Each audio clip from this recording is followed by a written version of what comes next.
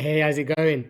Hope you're all ready for Christmas. Today I wanted to talk to you about category targeting, and something we just kind of come across over the last week, and I wanted to kind of share with everyone here. So let's just go into the next slide here. So this is Scale Insights, and I really like using Scale Insights for the reason that it gives you kind of a good overview, product by product, where what terms are converting well and actually generating the most sales. So you've got the targeting option through sponsored through the console, through the ad console on Amazon.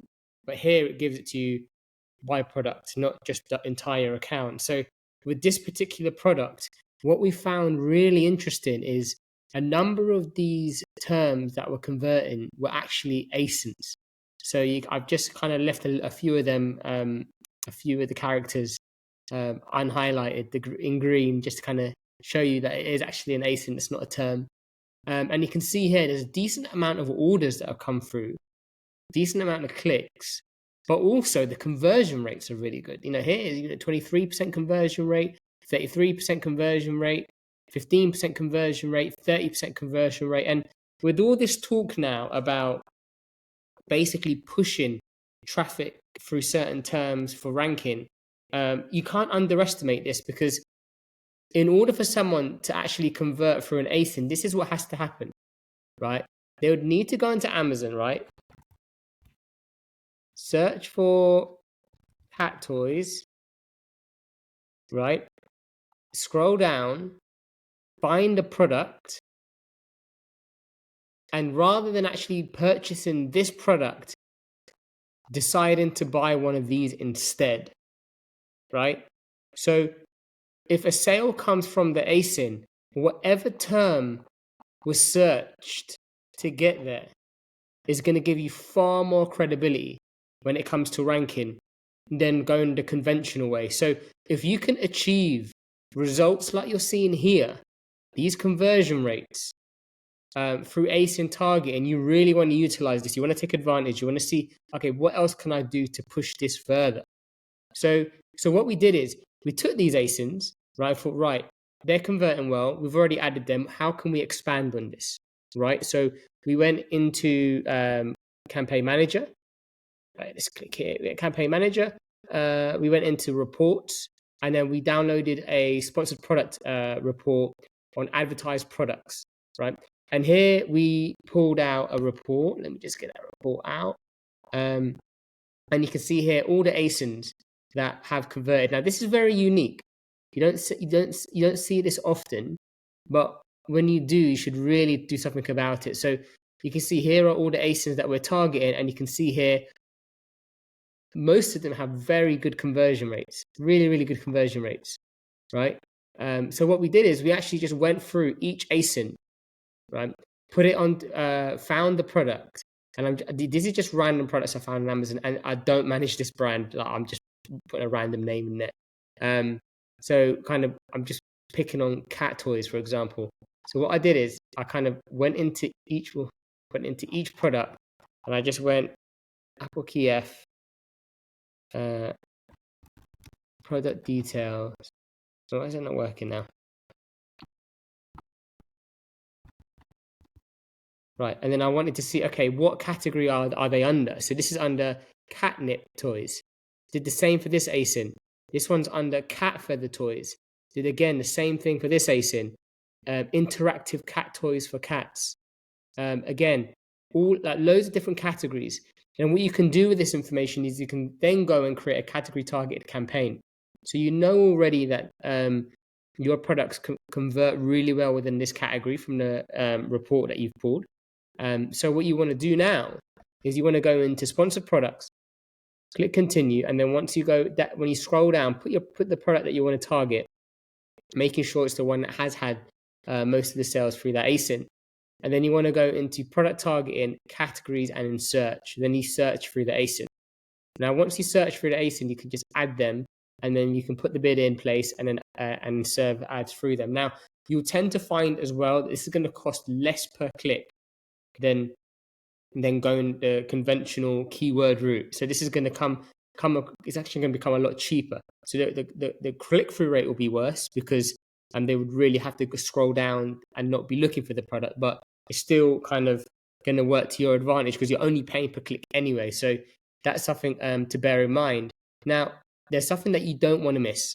Now, let me just scroll to the next page. So this little icon here, refine, make sure you click on it, because when you click on refine, what you can then do is you can then actually put a price range. So someone who's a lot cheaper than you could be the decision that actually pushes them to purchase. So you're effectively putting your ad there, you're coming in way more expensive than they are, and it's just pointless. But if you have a really high review rating, then price isn't going to be really a big concern. But you do really want to mess with the review ratings. You don't want to target those who have 4.6, 4.7, unless you're sitting on a 4.8 or 4.9 yourself. So you really want to kind of ensure that you kind of put the bar down and maybe start to consider putting it up later. But you want to do that. And it also shows you how many product targets you have within that particular category. So you can see that here. There's, even if you go down for cat toys up to four stars, you still have up to 338 different products that could be targeted.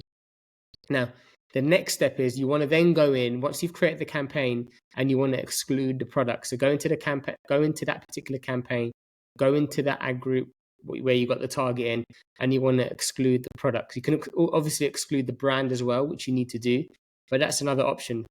You could take it a step further too, and you could actually click on catnip toys, and it will show you all of the subcategories. So you can take all of the subcategories with you, and you can actually start to serve ads to those categories too. Obviously ensuring that you have the ASINs that you're already targeting excluded. Otherwise, it becomes pointless. Now, if you start to convert well and it's doing well, not only can you serve your ads here and take over, you can also have your ads serve. Oh, there's no display ad to see here, really, is there? And let's have a look and see. There's an example that we can select from here. Nope. Usually there's an ad that is positioned here. You can also have some ads that position just down here as well, but I'm not able to see one. Let's have a look. So yeah, so what I'm trying to basically show you here is you can go into you can actually create a display ad. And if you create display ads, you actually get more reach in more places around their product page.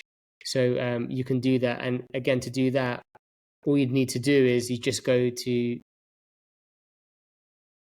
sponsored display, and then you go down to contextual targeting, category targeting, but you probably want to start with individual products. So those that are actually converting really well, like the ASINs that you're targeting are converting really well, start with them.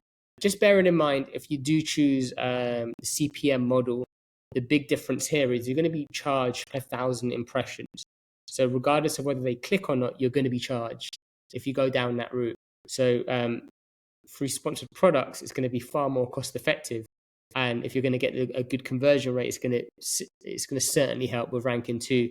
So here's something we just noticed.